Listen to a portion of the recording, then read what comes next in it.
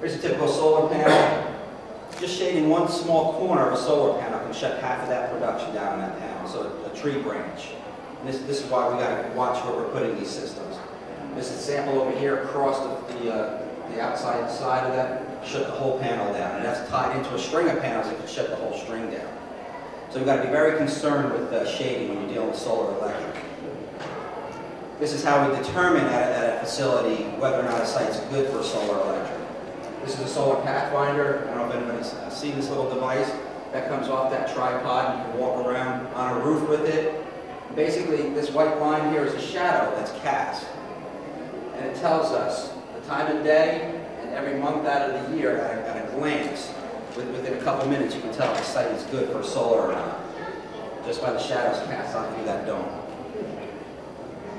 All right, we have a solar electric panel. I briefly mentioned solar thermal. Solar thermal is the absorption of the sun's rays into hot water. We bring that down into our hot water systems. It can also be tied into a geothermal system if you're working off a hot water buffer tank. So whenever the sun is shining, your heat's running off of that hot water that's solarly activated. And when the sun goes down, then you can kick on into the geothermal. The idea is to get as much free energy as you can, so you can couple these systems together. And over here is just a sample of a solar air heating. This is a wall, there's a space between here, and it's heating the air tube. Here's just some samples of a couple systems we put in. This is what a typical ground mount would look like. And these are roof-mounted systems. And what this is an inverter. Your solar is DC energy. It needs to be inverted into line use AC. And that's what these inverters do. So the electric from the solar panels would go to these inverters, and it would translate it into usable electric for us. Solar, this is a new technology where solar is heading. Solar concentrator. We're reflecting solar rays onto, there's a bank of chips on these lines. The little 2-inch by 2-inch square chips. It's NASA technology. And those reflective panels are concentrating that energy to those chips. So, and they typically track with the sun, those concentrators. All right, as far as incentives here, right now in New Jersey there is no incentive. The program was frozen because it was so popular. We had over 1,000 people in queue, and the state couldn't keep up with the funding.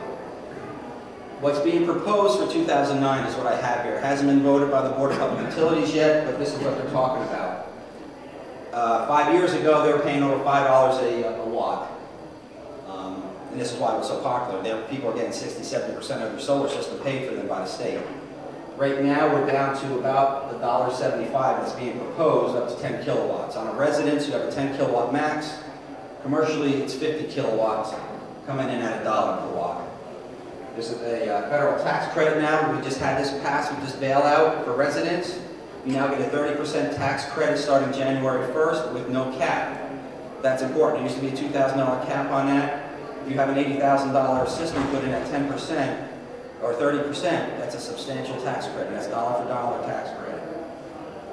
There's also another program in the state of New Jersey called the SREC program. This gets very confusing, and we can talk about that. If anybody's interested in the SREC program afterwards, you can just come over to our table and talk in detail about it. But it's a commodity, it's a tradable commodity, it's the greenness of that system that you trade to the utility. So it's above and beyond your electric savings. You save your monthly electric bill, you gather these SREC credits, and then you trade that to the utility. It actually can become an income for you after the system's paid for. You're allowed to trade them up to 15 years in the state. So people are seeing 5, 6, 7 year paybacks on their solar system, then they're seeing $4,000 to $5,000 income from that system. All right, we're going to jump into wind energy. A lot of people don't realize that we have some pretty good wind resource here in New Jersey. Obviously along the shore, there's a good resource. The northern part of New Jersey where the mountains are, another good spot for wind. But actually the whole state, if you look here, this is the U.S. wind maps. The blue areas, that's what we're concerned with. And if you look in New Jersey, we've got dark blue on the outside, some dark blues up top, but the whole state is blue. That means we're fitting into a Category 2 or higher wind regime. And I think the next, Category 2 or higher throughout the state. You need a minimum of Category 2 to qualify for small wind. You'll see here Class 2 winds between 9.8 and 11.5 miles an hour. Most of our systems you want to average close to 11 miles an hour. So even in the inner parts of New Jersey, If it happens to be a good site and you get that turbine up high enough, you can put a generator in and generate some power. So, but you can clearly see along the coast, and we have some 3s and 4s up north there. There are primary wind resource sites. And this is just another view of New Jersey, see where the mountains are. How do we know if we have a good wind resource? One is the wind maps that you can go online. If you go to njcep.com, that's the New Jersey Clean Energy Program. You can do an analysis on wind maps, and it can tell you. And also, you can have somebody install one of these to tell you how your wind resource is. It's just a sample of an anemometer going up in Long Island. I'm going to breeze through a couple. These are samples of towers that are going in now. This is a guide lattice tower, your least expensive tower. Your middle of the road is a self-supporting lattice, and then your monopole, very expensive tower going in. Most commercial sites are going with those. The state of New Jersey requires at least 30 feet, the turbine to be at least 30 feet above any obstruction within 500 feet to qualify for a rebate. Right now the state rebates are paying close to, depending on the turbine, anywhere from 40 to 60% of the installed cost. And there is no wait in queue for wind systems. There's a wait in queue, well, there is no more queue, but you go right to the head of the line. As soon as funding is available, because of the lack of wind systems in the state, they're pushing this right now. Just the importance of swept area, wind speed are very important. Every time you increase your swept area, you double your swept area, you get 4 times more power out of a wind system. That's why you're seeing bigger and bigger blades showing up. Speed, every time you double your speed, which you get by raising the tower height, you increase your power by 8 times. And this is the push to get these things up high in the air. Most common zoning issues, birds, bats, sound, FAA regulation, communication, all this goes away once we sit down and speak about the facts. Somebody who doesn't want wind is going to bring these up. The facts show different. It always ends up being an appearance issue at the end. And here's just a study that shows wind turbines, 0.001, 0.02% of a 10,000 bird kill study. One of the funny things, 10% for cats. You know, you get rid of your cat if you want to save birds. Buildings and windows are the big offenders. Birds flying into windows of buildings.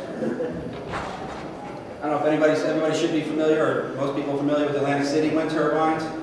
I do presentations for schools, and they get this. They understand this is where we need to be, not this.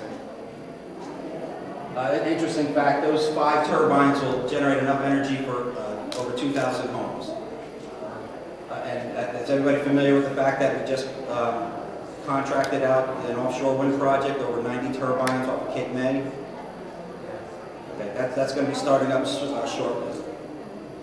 Here's an example of an offshore wind system. Now they're talking about 20 miles out, so you're really not going to see them. I just got a few pictures of a system going up here. This is a typical residential 10 kilowatt system. This is at a state park in Pennsylvania. This was going up for educational purposes. We just put this one up in September in Egg Harbor. This one just went up. It's a 10 kilowatt on a self-supporting tower. The importance of having a contractor who knows what they're doing, putting them in. This is the system that we replaced that came down. And we stress that in New Jersey as far as qualifying the installers. These are on guide cables. That's 1,300 pounds balancing on top. These cables weren't tightened properly. They had a little too much flex in that, and it just bent over and came down. And I just got several examples of some wind systems here. This is a nice slide to show you how proper grounding of a tower. When we ground the systems, we're looking to get that static charge out of the tower. The trees are actually more attracted to a lightning bolt than the towers themselves. A lot of people wonder that. So all kinds of conditions you put these in. I like to throw this in. If wind power does not fulfill its promise as a major